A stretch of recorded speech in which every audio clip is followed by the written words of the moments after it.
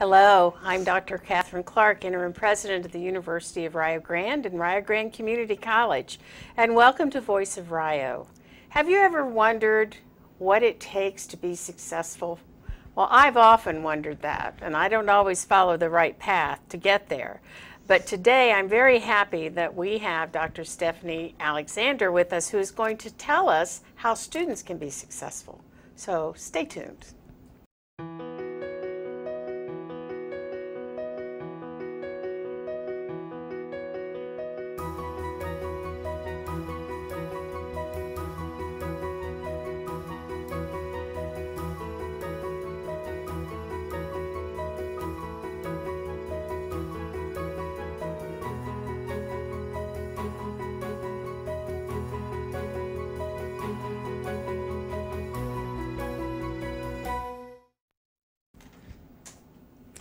Hello again. I'm so glad that you're with us this afternoon. As I had mentioned before, have you ever wondered what it takes to be successful?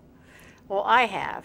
And today it's my pleasure to have Dr. Stephanie Alexander with us, who's going to tell us about what it takes to have a student be successful. So Dr. Alexander, thank you for being here. Well, thank you for inviting me. You're most welcome. I'm so glad that you could join us today. You know, sometimes we think that we know what success is all about, and we kind of go around and do what we have to do or what we think we have to do to be successful, and it doesn't always work. So that's why I thought it would be nice to have you here and give us some professional tips on success. But before we do that, would you tell us a little bit about your background? Well, my background, I am out of education.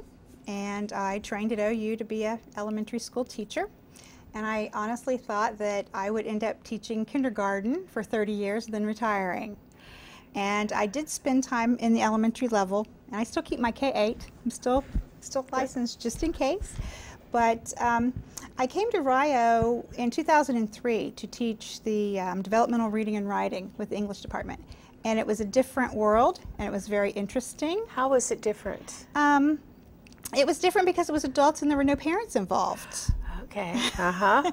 And yes. The students were usually here because they wanted to be here and they were trying. Even if they weren't ready academically, they wanted to be here. It wasn't the compulsory world anymore. So I kind of got hooked on higher ed, and then I had already finished my master's by the time that I started here at Rio, and I decided that I would go ahead and pursue a Ph.D., and that's what I did. So, and where did you complete your Ph.D.? At Ohio University. Okay, at OU. Mm-hmm. And what was your degree? And what is your degree? It is it's a Ph.D. in Cultural Studies and Education. Ah. Oh, interesting. Let's hear a little bit about that. Well, we study oppression, and the way that I particularly, what I did, it's pretty open-ended. We have a lot of, it's a multi-disciplined area, but I looked primarily at how education and educational structures might contribute to people not being able to be successful in school, mm-hmm. or keeping them in a certain class that they wanted to sort of come out of. So, mm-hmm.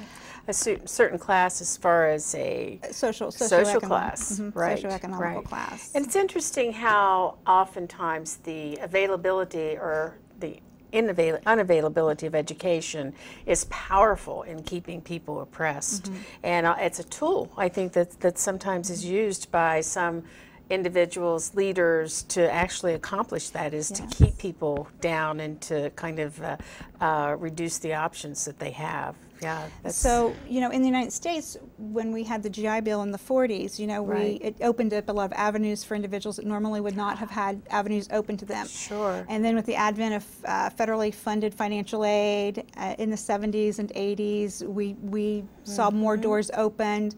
And then finally, we have a lot of institutions like ourselves that have open enrollment. Mm-hmm, mm-hmm. Tell me about open enrollment. Well, what does that mean? Open enrollment basically means that you can come. Mm-hmm. I mean, it's an open door policy. You don't have to meet certain like grade levels. You do not have to test in. Yes. You know, you may be placement test, but then you're, you know, remediated accordingly. And that sounds really good sometimes on the surface. But if the structure of the institution itself is such that it still has barriers, presents barriers, the person may or may not be successful. Let me ask you just a bit about when that kind of educational culture changed with the GI Bill and some other, kind of legislation that provided opportunities for people who had not been in institutions of higher education previously. How did you see the adjustment to that as far as the culture of higher education? What were some of the challenges? Well, I think probably the primary challenge was, as individuals came in, the culture of the institution was still more aligned with what had been allowed in the past. So you had a middle class culture, you had working class individuals coming in. So that was sort of like they had to cross a class in order to be successful. And when they didn't, it sort of fed into the systemic idea that, well, they weren't supposed to be here anyway. Right. So it was a self-perpetuating system that we didn't really, it was acceptable not to expect these people to succeed. We think about John Boy Walton, that he's my good example. And he was gifted and smart and able to go, but he didn't have any money. And remember in the actual story, he has to go to be a minister because that's the only funding that's available, So then later on down the road, you get where funding is available and individuals are able to come in because they have the funding they need. But they've got their funding situation taken care of, they're there, but then the structure of the school itself is still not conducive to, an open door policy. And I think sometimes even if the structure is in place or some of the support systems are in place, the students themselves who may not have seen themselves as going on to college, that is a big adjustment for them too, as far as believing in what they can do and having the self-confidence, and to even have enough self-confidence to be able to ask for help or to understand what the whole higher education system is about. Well, it all ties back to their self-efficacy, whether or not they believe they can do it. We have students, remarkably, that come and their goal is just to get here. Oh my goodness. And that's scary because it means that they're not making any future plans. Some of the work that we do, we try to assist students and acclimate them. That's part of the programming that I'm partly responsible for. But the problem, if there was a magic bullet, we could sell it, and it's the student success industry, and that's what it is right now. It's an industry. There's all kinds of publications. Oh, let's see those. She has some books. Here's a book that will fix you up right away. In this, I'll hold it up. Let me see how many pages. It's 318 pages, and it's a good one. I mean, College Success: A Concise Practical Guide. And really, if you read through it, a lot of it's just common sense, and then we like, also for example, have, what are some things, just as far as time management. Okay, time management, prioritizing. I think when we boil it down, I think a lot of times students are coming out of a K-12 system where they had to go to school in the United States, K-12, and then they continue on, but they have never made that shift, that mental shift into this is like a job for me now instead of just a side thing. So we have a lot of students that maybe need some help with that prioritizing, but when you take 12 hours, it doesn't seem like a lot when you sign up for 12 hours of college because you've got 12 hours, right? But you're supposed to be applying hours outside of that. So what's the recommended number? Is 2 for one. Okay, 2 hours for every 2 hours one. Outside of class for every hour. Right. You're in class? So that would make 36 hours a week. Wow, that's more than a full-time job. In France, that is a full-time job. Yeah. In France, that is a full-time job. But that's a full-time job. Yeah. But we have students who continually work a full-time job Yes. because they have to. Yes. Or maybe a part-time job. And most of these jobs are not career-type jobs where they want to stay. That's why they're coming. But at the same time, they have to work. So when they have to take measures to trim the fat, they trim the class that they were supposed to go to instead. So prioritizing, I think if most students just viewed it as a job, they might do a little bit better, but they don't. They view it as an add-on piece, and making it a lifestyle.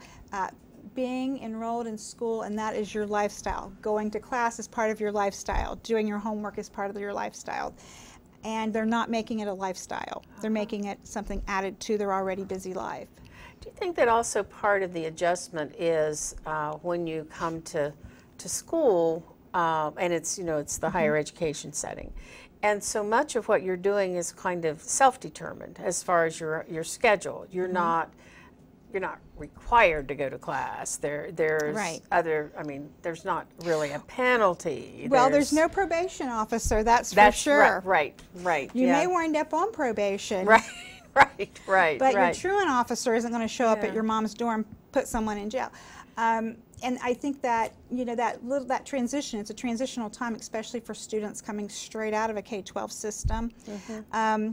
They come in the fall, and the liberation is unbelievable. And they do have some problems with self-management.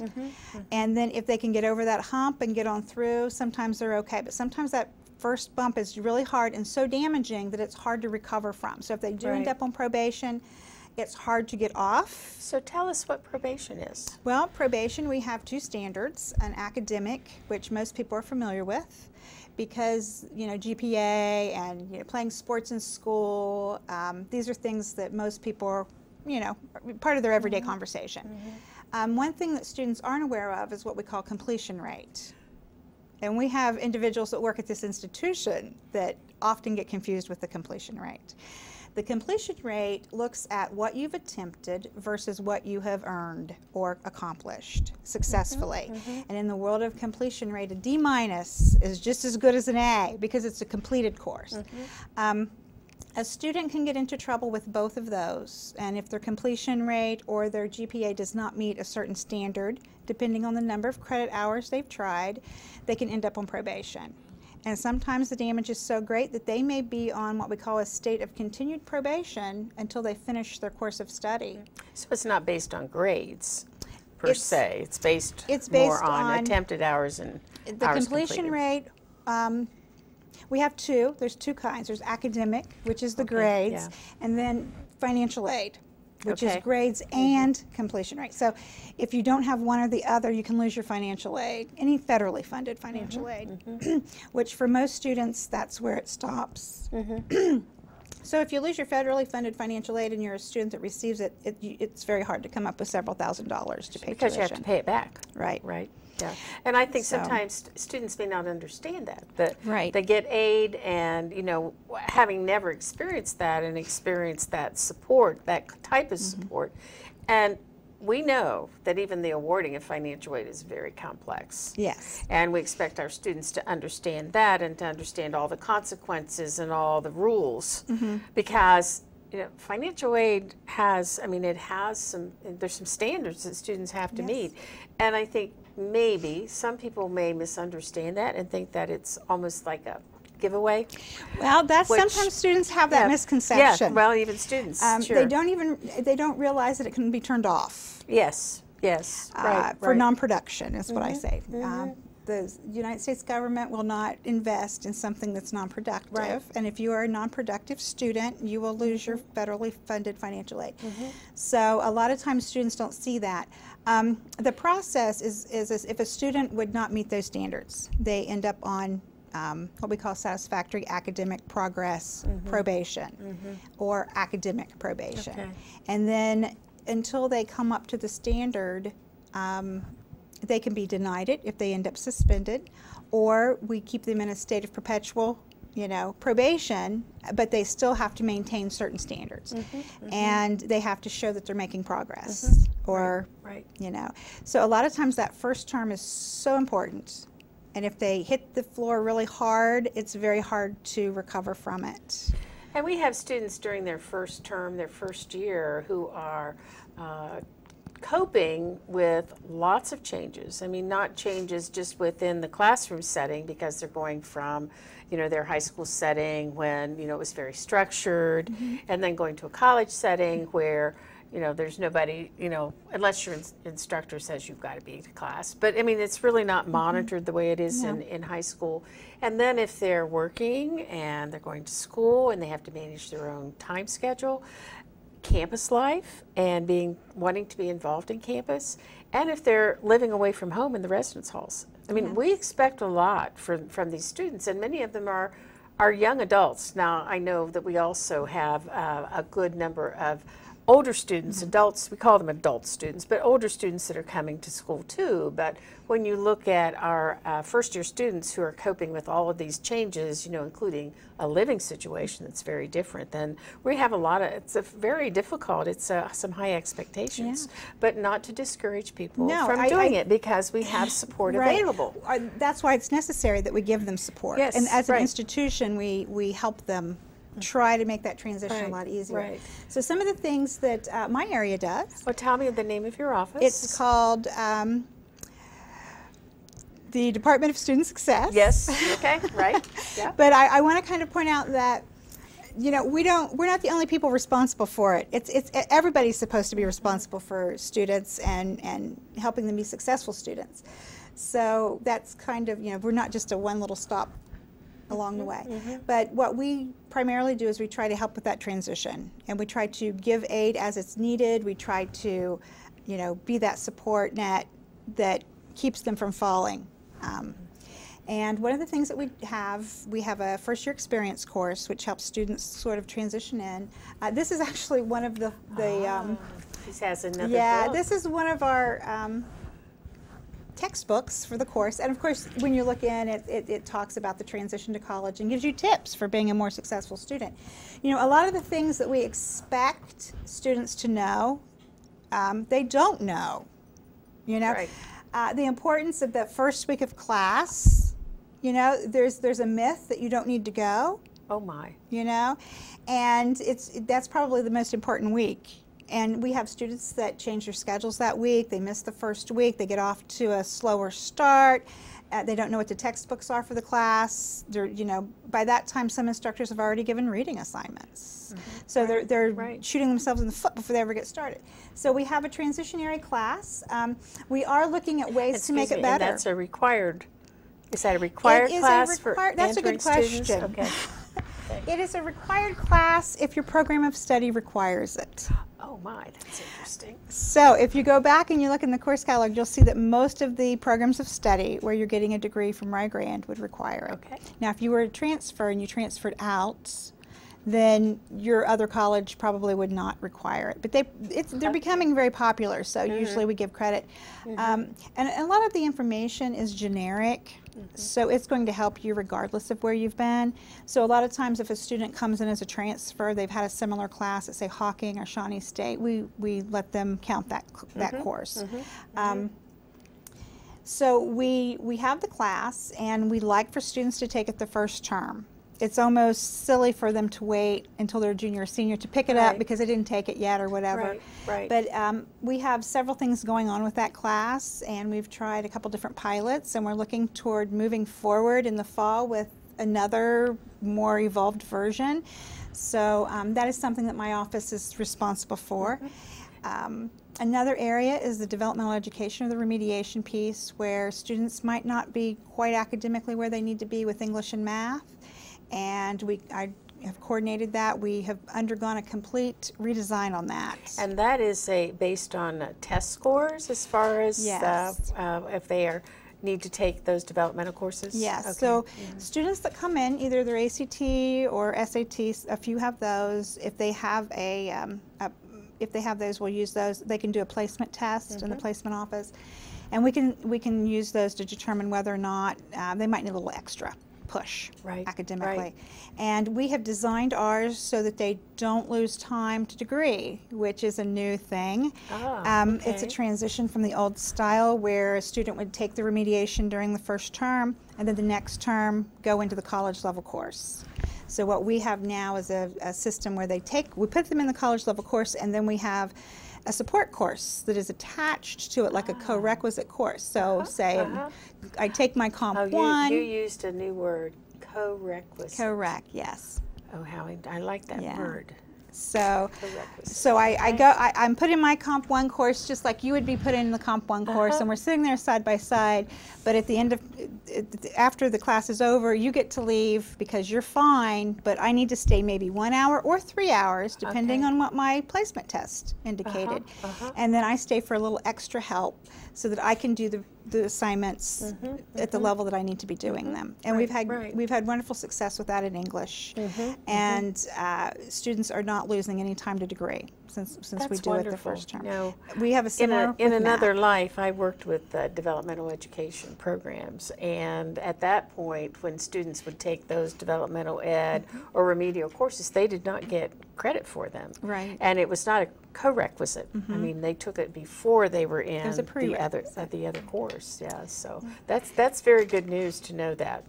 So we did it with our English several years ago. I think we may possibly be the only one in the state that's 100% scale with that model.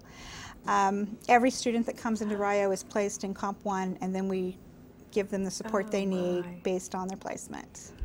So there's no reason why any student should fail an English course. That's right. And as someone who once worked in the English department, I say that's true. That's true. Yeah. Math is a little bit different. We have several math classes that use the same model, but we have like math for educators. We have a statistics, so there's more to choose from. It's not just the English. Yeah. Yeah.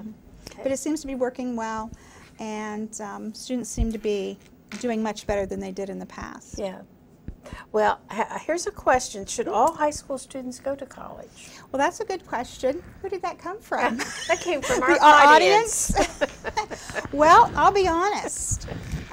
You need to have the right mentality sometimes to go to college. You need to know what you want to do because you have limited time and limited funding to figure that out sometimes.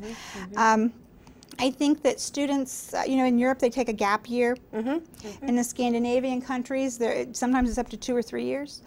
But I think that we sort of sometimes do rush our students.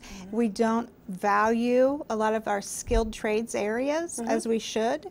And I think that the push that we saw maybe 10 to 15 years ago where everybody had to go to college, I think people are starting to back away from that a little bit. I think so.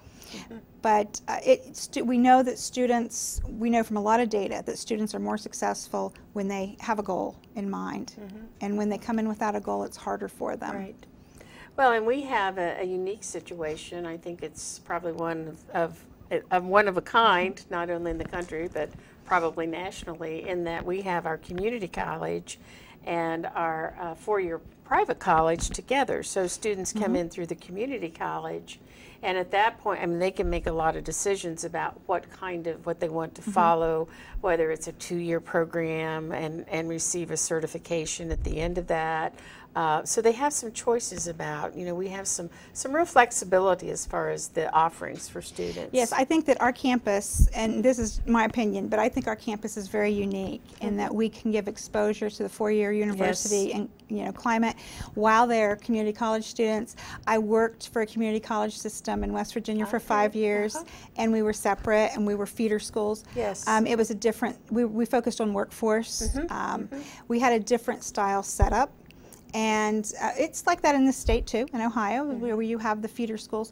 But as far as we are, we're very unique in that we have that university piece that, kind of just covers that community college. Yeah, and the students can actually move on. In fact, when you ask the students, they don't distinguish. They just say, Rio, I'm a Rio student. That's exactly right. So I think that is a positive. I do too. And I think that being exposed to that culture helps with that shift into the four-year degree. And then I think it might ease that shift and that transition if a student has not had that same experience and they have gone to a community college and they want to go to a four-year school.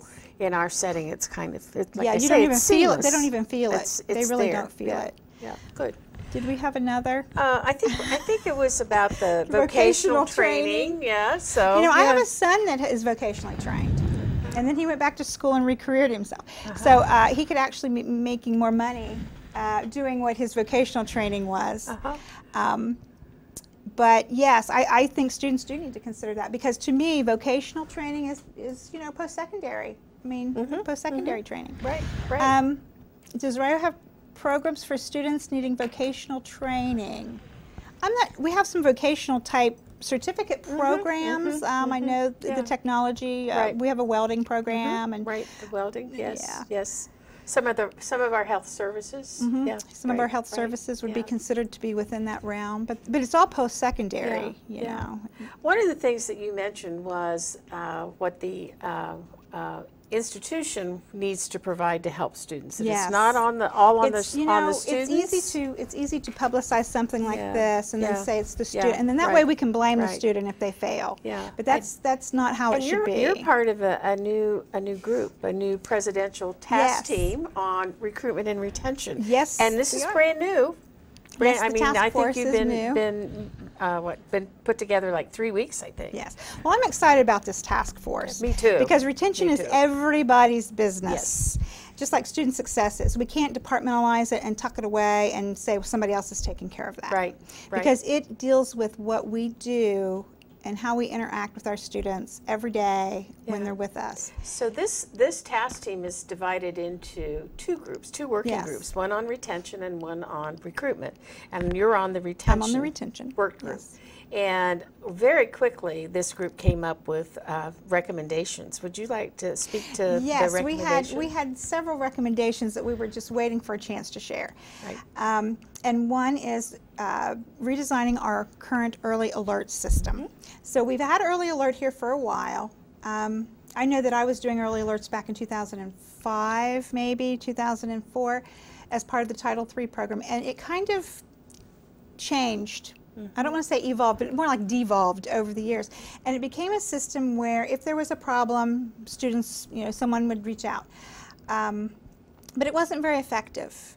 And so we did a little bit of analysis of, why it's not working like it should, and we redesigned it. So hopefully this new one will take off. We want to reach students before it's too late. Right. If we wait until midterms, sometimes it's too late to really make an impact. So we want within the 4th week to try to reach out to students who need additional services like maybe tutoring, or they need to visit accessibility to see about getting some services there. Right. But we don't want to wait. And this is even before the students have grades. I mean, in some cases students do have grades. The way we've described sometimes it. they don't, and the faculty are already involved with this. I mean, this has happened immediately. Well, the faculty have asked for a long time for something to be done with early alert. So, the faculty, we have buy-in with the faculty. It's wonderful. It is. It really is. And we're excited about it, and we're rolling it out in the next week, and we're going to see how it goes. And if it doesn't go well, we're still going to do it again in the fall. We're just going to keep doing it until refining we can, it. Yeah, until we improve it. I think it's wonderful, and congratulations on being part of that team and helping put that forward. Yeah. We want to just announce before we leave, and thank you so much for being with us today. I have an announcement about the Voluntary Income Tax Assistance Program, VITA, and it starts on February 11th. So individuals who are low to middle income and who want some free help with their tax preparation just need to call 740-245-7373. I'll repeat it, 740-245-7373. Thank you, Dr. Alexander. I've been really glad to talk with you today.